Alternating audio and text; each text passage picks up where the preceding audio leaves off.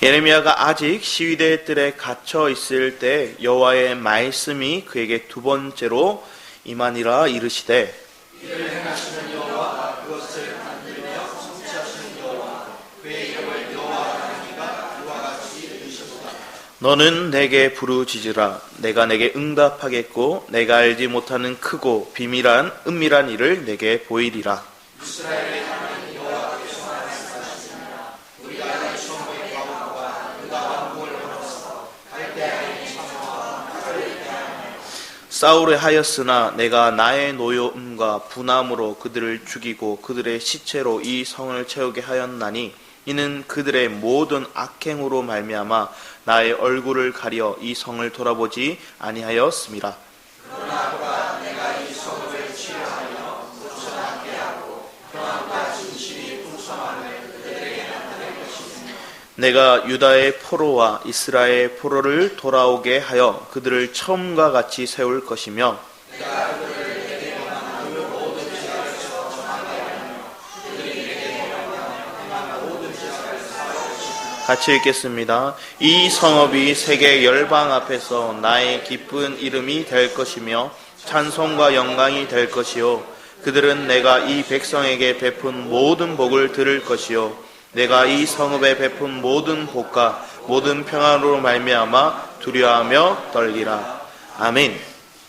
오늘 회복이라는 말씀으로 예레미야 33장 1절에 9절 말씀을 함께 나누고자 합니다.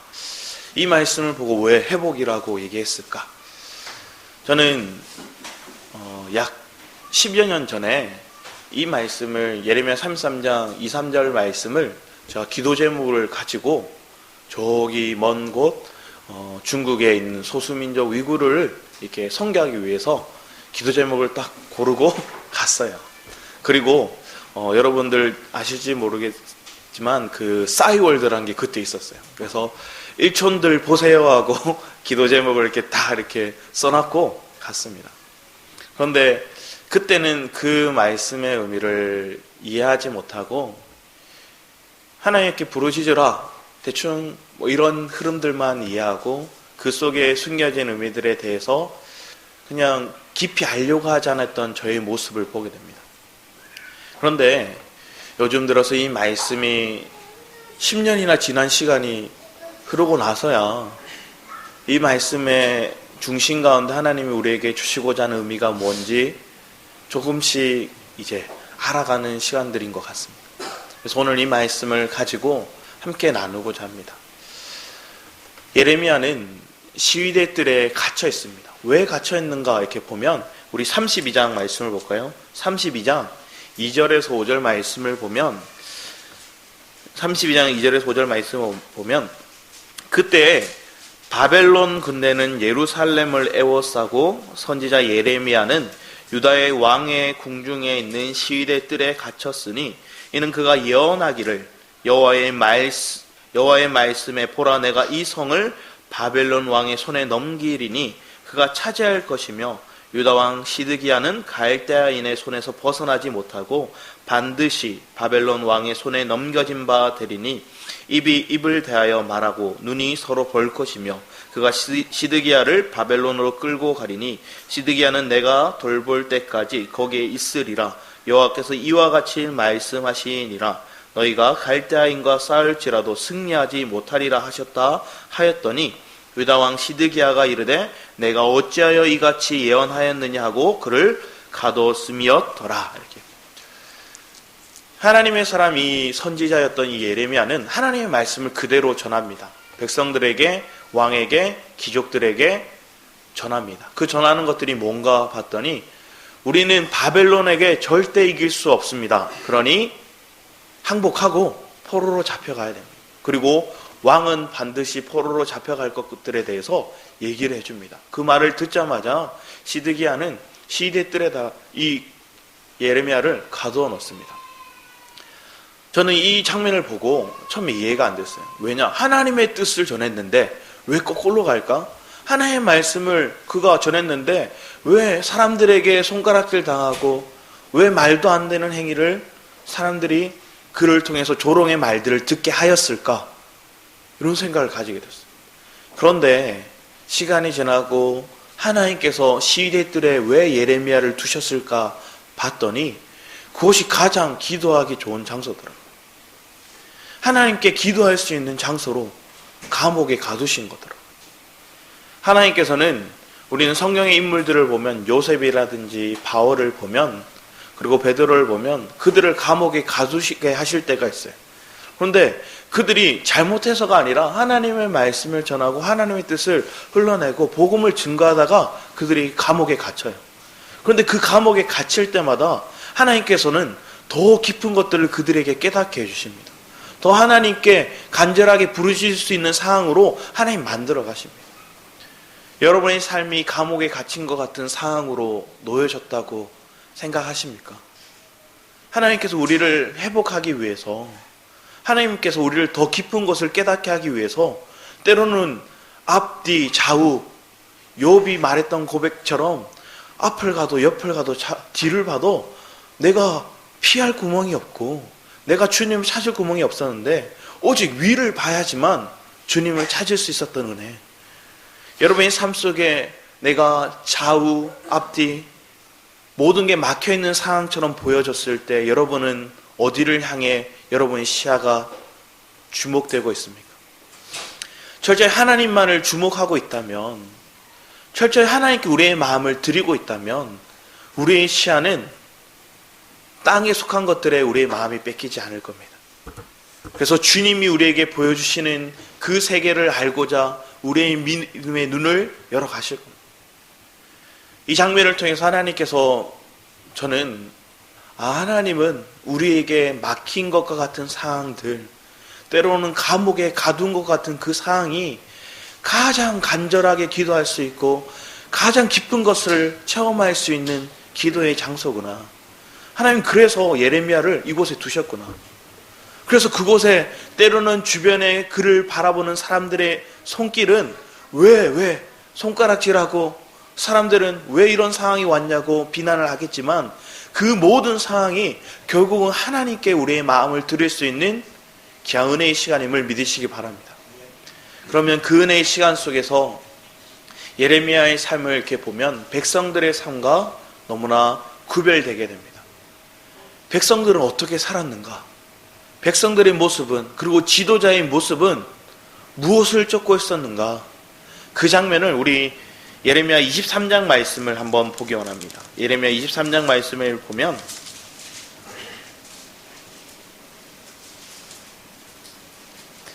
23장 13절 14절 말씀을 우리 한 목소리로 읽었으면 합니다. 예레미야 23장 13, 14절 말씀입니다. 같이 한번 읽어주셨으면 합니다. 시작. 내가 사마리아 선지자들 가운데 우매함을 보았나니 그들은 바알을 의지하고 예언하여 내 백성 이스라엘 그릇되게 하였고 내가 예루살렘 선지자들 가운데도 가증한 일을 보았나니 그들은 간음을 행하며 거짓을 행하며 악을 행하는 자의 손을 강하게 하여 사람으로 그 악에 돌이킴이 없게 하였은즉 그들은 다 내 앞에 소돔 다름이 없고 그 주민은 고모라와 다름이 없느니라. 거짓 선지자들, 가짜들, 그들이 속이는 것들인데 그걸 분별하지 못한 채 그들의 말에 귀 기울이고 그들의 뜻을 따르고 그리고 그 두려움의 마음에 뺏긴 채 살아가고 있었습니다. 제가 20대 초반에 한 수련이라는 곳에 이렇게 가게 되었는데 제 동생이 마음적으로도 육적으로도 아팠기 때문에 그곳에 가게 되었어요.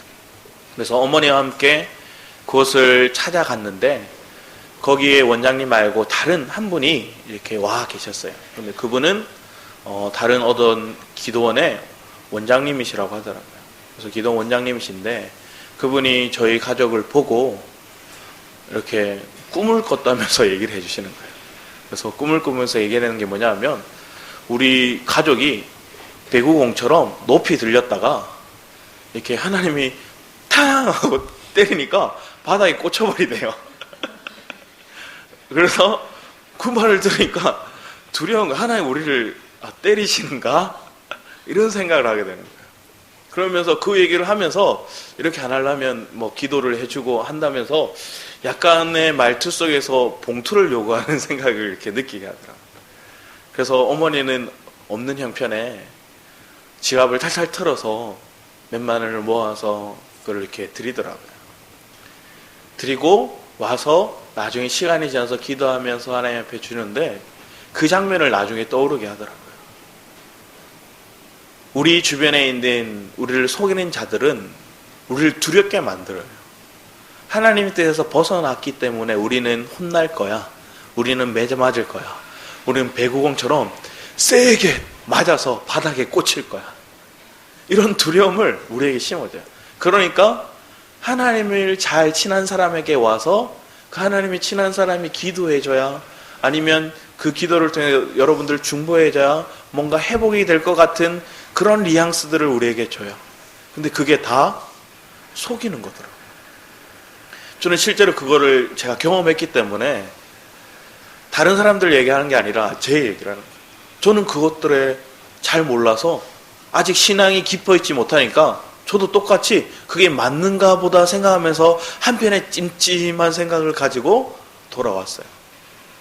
그런데 이렇게 행하는 것이 얼마나 많을까요? 이렇게 말하는 것이 얼마나 많을까요? 사람들은 그 말이 자기보다 하나님을 더 친밀한 것처럼 보이니까 그 사람 말에 그냥 100% 따라가요. 그리고 그들이 얘기하는 가정 속에 당신이 이렇게 안 했기 때문에 하나님이 이렇게 진노하시는 거야 하는 말을 들으면 그들은 위축되고 자기 연민에 빠지고, 그러면서 하나님을 나아가는 그런 친밀함의 모습에서 점점 자기의 소극적인 모습으로 나아가는 것을 보게 됩니다. 그런데 하나님께서 원하시는 모습이 아니더라는 거예요. 하나님께서는 절대 우리의 연약함 때문에, 우리의 죄악 때문에 넘어졌다고 해서 하나님께 나오는 것들을 기피하고 그것들에 대해서 우리가 두려워하고 연민에 빠지기를 원하시지 않으시다는 거예요. 하나님은 철저히 우리의 상한 마음을 받으시기 원하시고, 우리의 연약함을 솔직하게 주님 앞에 토해놓고 주님께 나아가기를 원하시더라고요. 오늘의 이 장면에 주님께서 원하시는 모습을 보면, 너희들이 바벨론에 갈 거야. 왜? 너희들의 죄악 때문에, 너희들이 나를 떠난 모습들 때문에, 너희들이 가증 행한 것들 때문에 너희들은 이런 징계를 받지만 너희들 나에게 다시 돌아오길 바래. 회복의 말씀은 무엇인가 봤더니 주님께 다시 나아가는 거예요. 뻔뻔하게 주님 앞에 나아가는 거예요. 우리의 연약함 때문에, 우리의 거짓됨 때문에, 우리의 넘어짐 때문에 여러분들이 하나님 앞에 나는 나아가는 게 부끄러워 이렇게 얘기하는 것들이 아니라, 어떠한 넘어짐이 있더라도, 어떠한 제약이 있더라도 주님이 이것들을 모두 해결하셨음에 대한 믿음의 확신을 가지고 주님께 나아가는 거예요. 주님께 다가가는 거예요. 때로는 옆사람에게 잘못을, 때로는 누군가에게 피해를 끼쳤다고 해서 여러분은 하나님께서 여러분을 사랑하지 않는 게 아니라는 거예요. 여러분 생명적으로 주님은 사랑하시기 때문에 그 생명관계에 있는 자를 하나님 끊을 수가 없기 때문에 여러분 어떤 상황에서도, 어떠한 넘어진 가운데서도 주님께 나아가야 되는 것입니다. 그러면 그 주님께 나아감이 하나님의 기쁨이 되고 그 나아감이 여러분의 믿음이 되는 거죠. 우리의 삶 속에 이런 믿음의 자세로 나아가고 있는지 우리는 살펴봐야 될 점이 있습니다. 이런 믿음의 자세가 있다면 우리는 반드시 회복하게 됩니다. 반드시 여러분을 하나님께서 회복해 하실 겁니다. 그러면 그것이 우리의 소망이 될 줄 믿습니다. 많은 사람들은 왜 소망을, 희망을 잃어버리는가 봤더니 자기의 모습 때문에 소망을 잃어버리더라고요. 자기의 넘어짐 때문에, 자기의 연약함 때문에 주님을 보는 시야들이 닫혀버리고 주님을 의지하는 믿음들이 연약해지고 약해져서 그걸 놓아버리더라고요. 여러분은 하나님이 여러분을 어떻게 부르셨는지, 여러분을 어떻게 택하셨는지, 얼마나 여러분을 사랑하신지에 대한 그 깊이의 은혜들을 다시 한 번 더 상고해 볼 수 있는 귀한 시간들이 되기 원합니다. 예레미야는 하나님께서 29장 말씀에 이렇게 얘기를 합니다.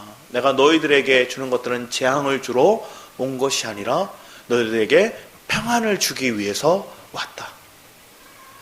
여러분의 삶 속에 때로는 감옥에 갇힌 것 같은 앞뒤가 막힌 상황이 놓여지고, 때로는 누군가에게 포로된 것처럼 이끌려가는 삶이 될지라도 하나님 앞에 우리의 마음을 다시 드림으로 주님 앞에 나아갔더니 주님은 우리의 마음의 중심을 회복해 주시더라고요.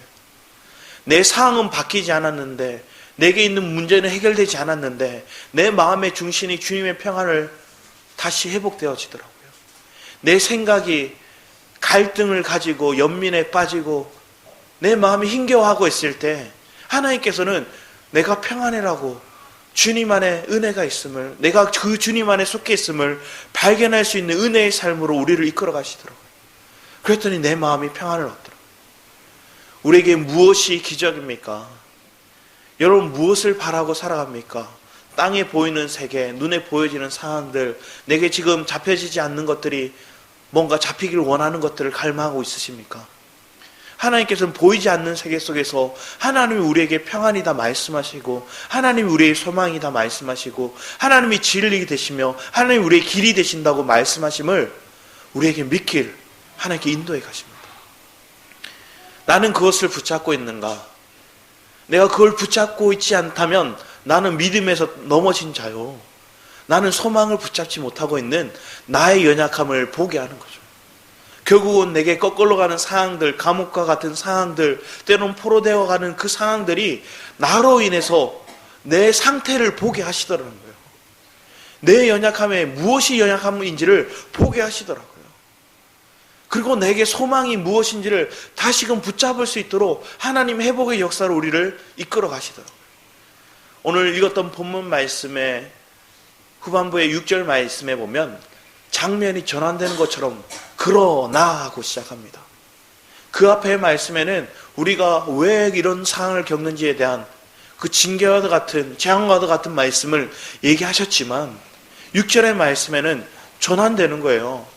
그리고 그 주님이 얘기하시는 거 우리에게 치료를 하시겠다 말씀하시고, 우리에게 하나님께서는 하나님이 우리를 회복해 하실 것들에 대한 역사들, 소망 가운데 있는 메시지들, 우리를 자유케 하실 것들, 하나님 그런 은혜의 삶으로 우리를 다시금 말씀을 주시는 겁니다.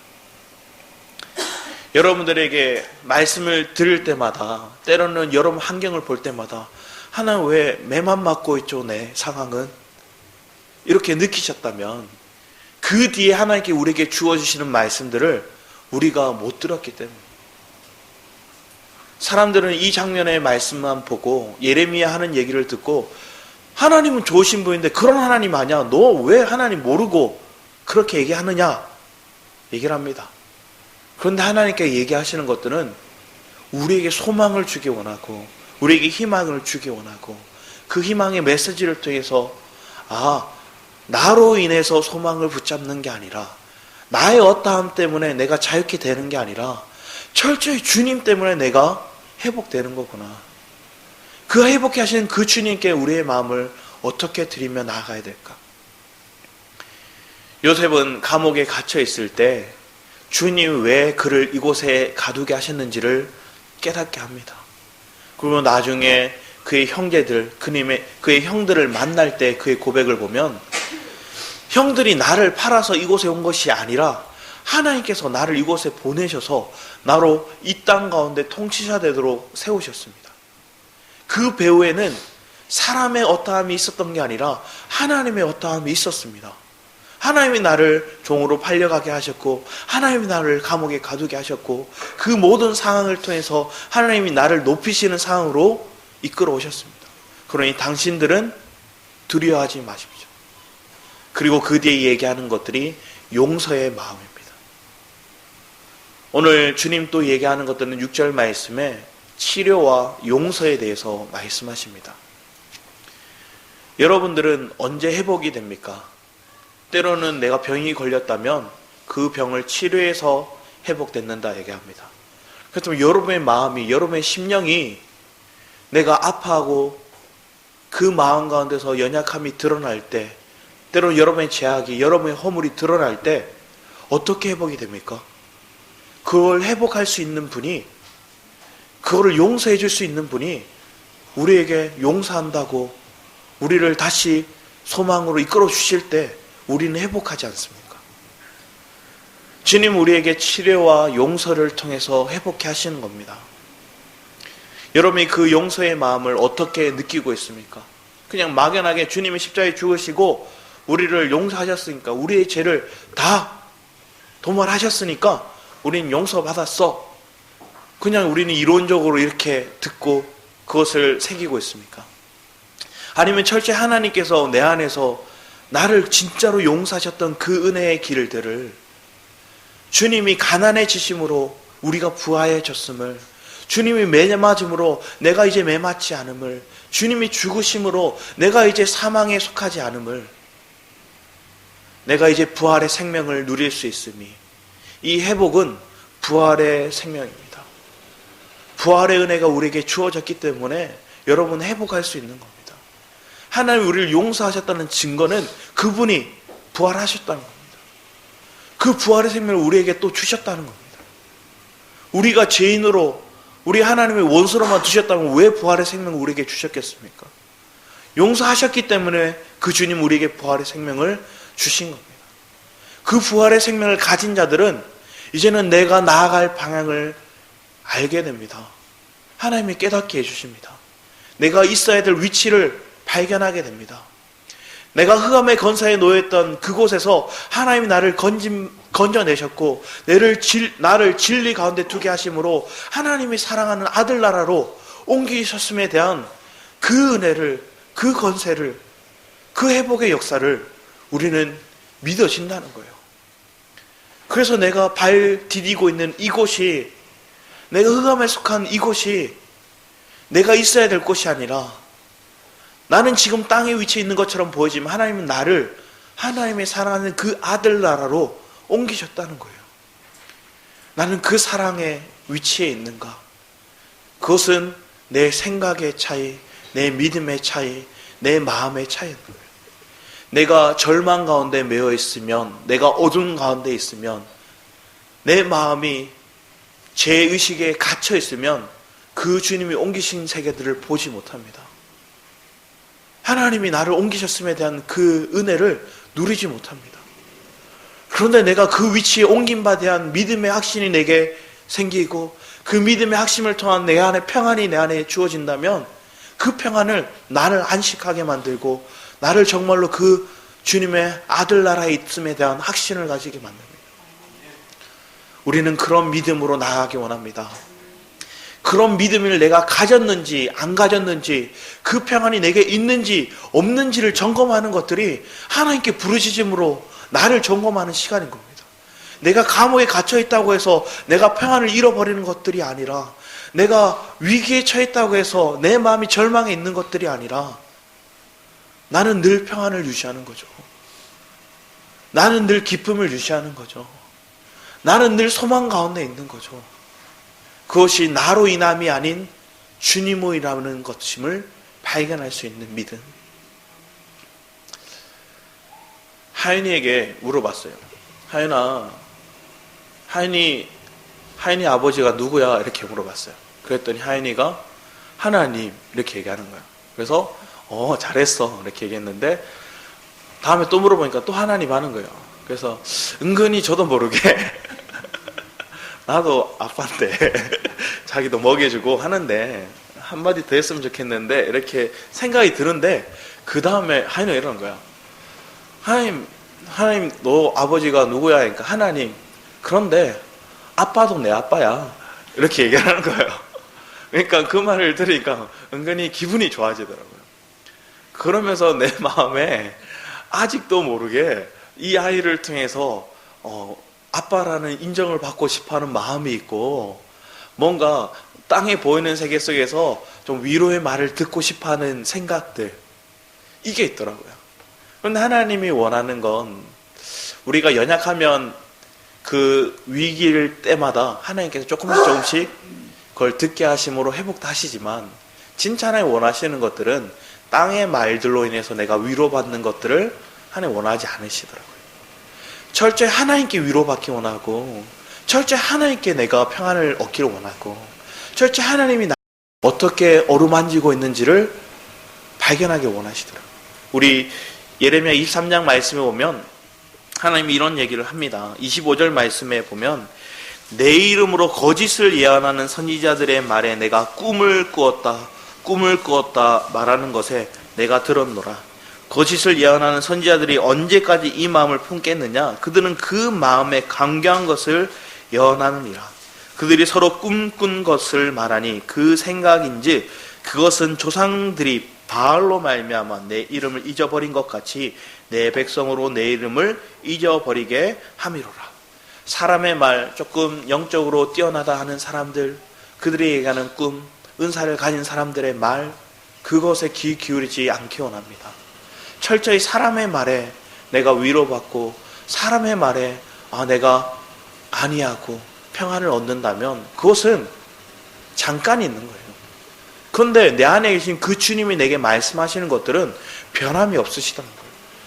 하나님 말씀하시는 건 가라지와 알곡을 하나님 구분하기 원하시는데, 그래서 그 뒤에 말씀하시는 것들이 여호와의 말씀이니라. 꿈을 꾼 선지자는 꿈을 말할 것이요 내 말을 받은 자는 성실함으로 내 말을 말할 것이요 겨가 어찌 알곡과 같겠느냐. 겨가 있고 알곡이 있다는 거예요. 겨는 꿈꾼 것들을 얘기하고 알곡은 하나님의 말씀을 얘기한다는 거죠. 여러분의 삶 속에 이 알곡의 있기를 사모합니다. 로마서 10장 17절 말씀에 믿음은 들음에서 나고 그 들음은 그리스도의 말씀에서 난다고 얘기합니다. 우리가 언제 믿음이 생길까요? 내가 언제 평안을 가지고 언제 내가 그 믿음을 붙잡고 내 생각에 위기에 있던 생각에서 땅의 생각에서 벗어나서 영의 생각에 대한 믿음을 붙잡을까요? 들음이라고 얘기를 합니다. 그런데 그 들음이 땅에 속한 자들, 거짓에 속한 자들의 말에 귀 기울이고 그것이 하나님의 말씀을 들었다 착각하지 않기 원합니다. 우리는 하나님의 말씀에 귀 기울이고 그 하나님의 말씀은 진리고 그 그리스도의 말씀이 우리 안에 들려오고 그 말씀을 내가 아멘으로 먹고 그 말씀이 내게 새겨져서 내 안에 알곡되기를 원합니다. 우리 엘베델 교회는 하나님 그 알곡으로 세우기 위해서 여러분 한 사람 한 사람을 세워나가심을 믿으시기 바랍니다. 그러면 그 믿음의 위치에 내가 서 있다면 그게 내가 감사가 되겠죠. 하나님, 내가 겨 같은 자가 되지 않고 알곡되게 하기 위해서 하나님 더 철저하게 사람의 말에 분별할 수 있는 상황을 주시고 그 분별을 위해서 내게 때로는 감옥 같은 상황을, 때로는 문제를 꺾고 가는 상황을, 때로는 거짓 선지자가 하는 얘기들이 무엇인지를 분명하게 깨달을 수 있도록, 구분할 수 있도록 하나님 우리를 깨워나가고 있다면, 하나님 우리를 테스트를 통해서 더 우리를 세밀화시키고 우리를 더 깊은 것들을 발견할 수 있도록 이끌어가고 있다면 그것이 축복인 거죠. 그 축복의 세계를 누리고 있음이 우리가 알곡되어 있음을 우리는 믿기 원합니다. 하나님, 우리의 상황 가운데서 그런 알곡의 삶을 나로 만들어 가심이 축복이네요. 예레미야가 얘기했던 것들은 그 땅에 있던 사람들, 그들은 두 파로 나눠졌어요. 애굽파와 바벨론파. 애굽을 의지해야 된다, 바벨론을 의지해야 된다. 그런데 그 배후에 하나님의 계심을 믿지 못하고 사람의 말에 귀 기울이니까 사람의 건세자들, 지도자들의 말에 따라서 그들은 바벨론을 의지하고 그들은 애굽을 의지해야 되고 그렇게 착각하고 있습니다. 우리가 의지할 대상은 하나님이신 거죠. 하나님이 어디로 가라 하는지, 하나님이 뭐라 말씀하시는지 그것을 알기 위해서 하나님께서 우리에게 부르짖으라 말씀하시는데 그 부르짖음에 대한 생각들은 그들은 알지 못한 채 그냥 쉽게 가려고 합니다. 여러분은 쉬운 길을 선택하는 것이 아니라 때로는 깊은 것들을, 때로는 어려운 것들을 선택하지만 그 세계 속에서 하나님이 우리에게 주시고자 하는 감추어진 것들을 발견할 수 있는 은혜가 있음을 믿으시기 바랍니다. 그럼 그 은혜 속에서 우리는 이제 번민에 빠지지 않습니다. 그 은혜 속에서 나는 다시 한 번 더 소망을 붙잡습니다. 내가 이제 바닥을 쳤다면 이제 그 바닥을 내딛고 한 바닥 일어설 수 있는, 더 점프할 수 있는 상황으로 하나님 우리를 만들어 가시는 거죠. 그 상황에 내가 있다면 우리는 어디까지 뛰기 원하십니까? 나로 인해서 뛴다면 얼마 뛰지 못할 거예요. 1m를 뛰었다면 많이 뛴 거겠죠. 그렇지만 주님께서 나를 발디듬을 띄우시고 나를 붙잡고 띄우신다면 우리는 더 깊은 세계, 더 높은 세계를 발견할 수 있는 거예요. 그래서 저는 이 말씀을 보면서 와, 내가 10년 전에 얼마나 내가 주님을 가둬놓은 채 내 생각의 틀에서 이 말씀을 해석하려고 하고 이 말씀을 깨달았다고 얘기했는지 보게 하시더라고요. 나는 바닥을 쳤으니 이제 점프했으니까 이제 높아진 이론을 가진 거예요. 여러분이 속는 것들이 뭐냐? 인간절에 거긴 높아진 이론이에요. 나의 높아진 이론은 결국 나를 저주에 속하게 만듭니다. 그런데 그 높아진 이론을 버리고 주님의 생각에, 주님의 뜻에 내 마음을 동의해드리고 믿음의 요소를 내가 붙잡았더니 하나님께서는 승천의 위치에 있는 것들을 우리에게 보게 하시더라는 거예요. 그 위치에서 봤더니 내가 붙잡고 있던 것들이 정말로 아무것도 아니었구나. 내가 붙잡아야 되는 것들이 하나님께서 하늘에 속한 것들을 내게 붙잡도록 나를 계속 깨닫게 하시는 거구나. 여러분, 왜 자극을 하나님 주실까요? 왜 하나님께서는 위기를 우리에게 허락하실까요? 그 위기와 자극은 결국은 나로 인해서 선택해야 될 것들이 주님밖에 없음을 더 철저하게 느끼게 하는 거예요. 우리 다시 본문 말씀으로 보기 원합니다. 우리 예레미야 33장 말씀을 보면 8절 말씀에 이렇게 얘기합니다. 8절 9절 말씀에 여러분 한번 읽어주셨으면 합니다. 8절 9절입니다. 시작. 내가 그들을 내게 범한 그 모든 지역에서 정하면 그들이 내게 범하여 모든 지역에서 살 것이다.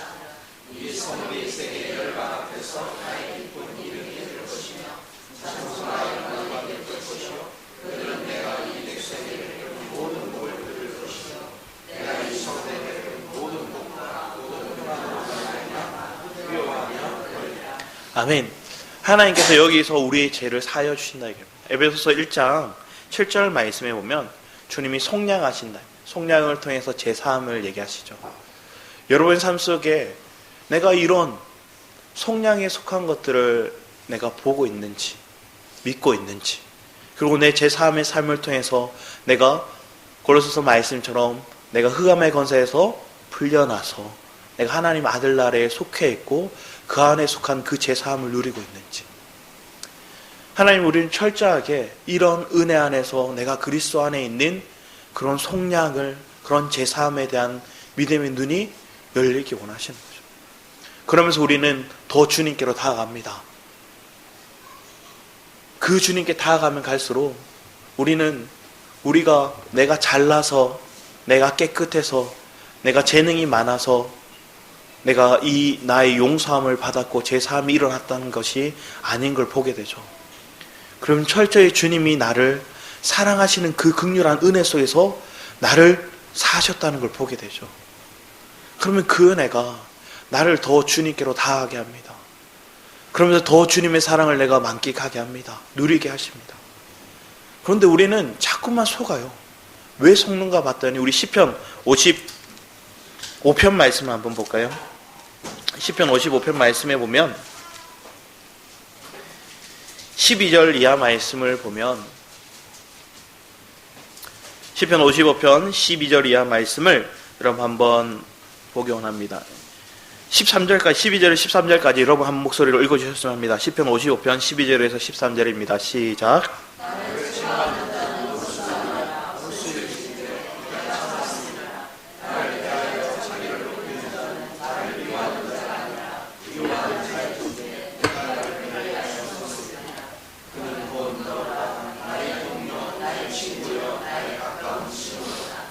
여기서 우리가 마음이 상하고 또 침륜에 빠지고 했던 모습들을 보면 내 가까이 있는 동료가, 내 가까이 있는 친구가 나를 더 힘들게 하는 거예요. 그런데 엄밀히 따져보면 제일 나와 친한 건 나죠. 내 안에 있는 내가 나를 힘들게 하죠. 그러면서 더 나를 번민에 빠지게 만들고 더 나를 깊은 곳에 늪에 빠지게 만들어요. 시편 52편부터 쭉 흐름 속에 보면 하나님 우리를 늪지대 가운데 두시는 것처럼 보여집니다. 그런데 그 늪지대 중앙 가운데 그리스도가 계시다고 말씀하시더라고요. 하나님은 내 주변 사람을 통해서 내가 의지할 것들 없게 만드시고 더 늪지대로, 더 사망의 골짜기로 나를 이끌어 가시지만 그 중심 가운데 계시는 그리스도를 발견하도록 이끌어 가시더라고요. 내 삶이 그런 그 주님의 인도하심이 있다면 내 마음 가운데 이제 의지했던 것들이 주님으로 더 선명해지도록 나아가겠죠. 위에 말씀에 보면 고통 중에 있는데 고통 안 받는 척해요. 그래서 4절 5절 말씀, 내 마음이 내 속에 심히 아파하며 사망의 위험에 내게 이르렀도다. 두려움의 떨림이 내게 이르고 공포가 나를 덮었도다. 사실은 이런 상황이 왔는데도 우리는 아닌 척하고 있죠. 교회 생활할 때도 많은 사람들이 포장된 채 이렇게 교회에 옵니다. 속은 썩어하는데 겉은 괜찮은 척. 그러다 보니 주변에 하는 사람들의 태도, 모습들을 통해서 내 친밀한 사람들이 내게 더 아프게 할 때를 느낍니다. 그러면 그 아픔을 통해서 내가 더 오도 가도 못하는, 어디로 가야 될지 모르는 그 상황 속에 놓여질 때 주님은 그 뒤에 말씀에 이렇게 얘기를 합니다. 15절 말씀에 사망이 갑자기 그들에게 임하여 산채로 수월에 내려갈지어다. 이는 악독이 그들의 거처에 있고 그들 가운데 있음이로다. 나는 하나님께 부르짖음이리니 여호와께서 나를 구원하시리로다. 하나님께 부르짖습니다.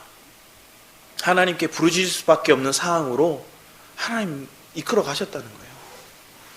그러면 그 중심 가운데 내가 하나님을 불렀더니 하나님이 나의 피난처가 되시고 하나님이 나의 위로가 되시고 하나님이 나의 안식이 되시고 그게 주 그리스도를 나의 양식으로 정말 누릴 수 있는 은혜의 길이 드러난 거죠. 때로는 예레미야의 삶을 보면 눈물의 선지자라고 얘기를 하죠. 백성을 보고 민족을 보고 얼마나 아파서 기도합니까? 그런데 그 기도의 결실들은 아무도 믿지 않아요. 나중에 시드기야 왕은 몰래 이 예레미야를 부릅니다. 하나님이 정말 뭐라 하시대? 내가 해 안 끼칠 테니까, 너를 해 끼치는 사람들 내가 건져줄 테니까 솔직하게 얘기해봐라 얘기를 합니다. 그리고 그 얘기를 다 전합니다. 그럼 그대로 시드기야 왕은 눈이 뽑힌 채 그는 사람들의 손깍지를 받으며 끌려가는 인생이 되죠. 그런데 그런 상황인데도 그 시드기야는 하나님의 말씀을 따르지 않더라는 거예요. 여러분들이 하나님의 말씀을 따르고 그 길에 순종할 수 있는 길은 내가 잘나서 선택한 게 아니더라는 거죠. 내가 은혜로 돌아설 수 있었고 내가 믿음을 붙잡고 평안을 누릴 수 있었던 것들은 내가 하나님의 말씀을 듣고 이해한다고 해서 그게 선택이 되던 게 아니라 철저히 하나님께서 완악한 내 마음에서 건져내시고 하나님의 따뜻함으로 내 굳어진 마음들이 부드러워지고 그 마음에서 주님을 받아들일 수 있는 은혜를 내게 허락하시더라는 거예요. 여러분이 이 은혜 안에 있음을 축복으로 믿으시기 바랍니다.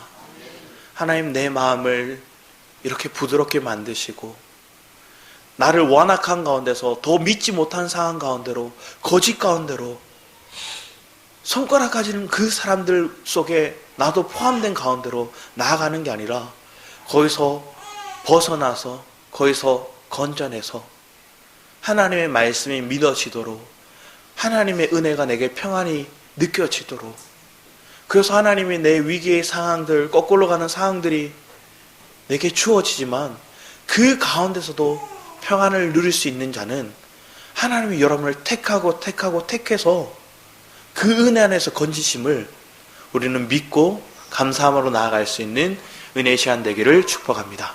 이 시간 기도하도록 하겠습니다. 사랑의